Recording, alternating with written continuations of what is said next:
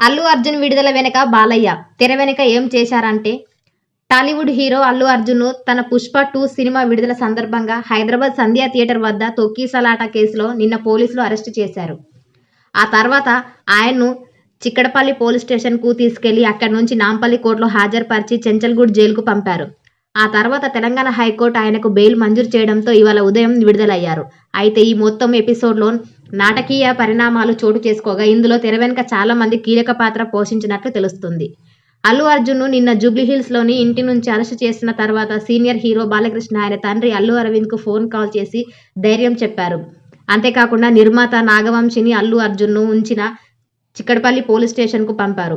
మరోవైపు అల్లు అరవింద్తో కాంటాక్ట్లో ఉంటూ ఎప్పటికప్పుడు వివరాలు తెలియజేశారు.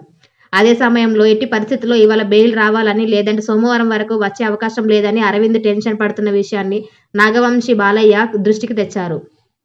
దీంతో బాలయ్య అల్లు అరవింద్కు కాల్ చేసి వివరాలు తెలుసుకొని వెంటనే తెలంగాణ సీఎం రేవంత్ రెడ్డికి కాల్ చేసి మాట్లాడినట్టు తెలుస్తోంది. సంధ్యా థియేటర్ ఘటన దారుణమే అయినా చట్టపరంగా తీసుకోవాల్సిన చర్యలు తీసుకోమని స్పష్టం చేసినట్లే సమాచారం. అదే సమయంలో అల్లు అర్జున్ బెయిల్ విషయంలో ప్రభుత్వం నుంచి సహకారం కోరినట్లు తెలుస్తోంది. దీంతో రేవంత్ రెడ్డి కూడా పీపీకి సంబంధించిన ఆదేశాలు ఇచ్చి అరవింద్ కోరుకున్నట్లు బెయిల్ ఇప్పించినట్లు అల్లు కాంపౌండ్లో చర్చ జరుగుతోంది. దీంతో అల్లు అర్జున్ జైలు నుంచి విడుదలయ్యాక కూడా ప్రభుత్వంపై ఒక్క మాట కూడా మాట్లాడలేదు.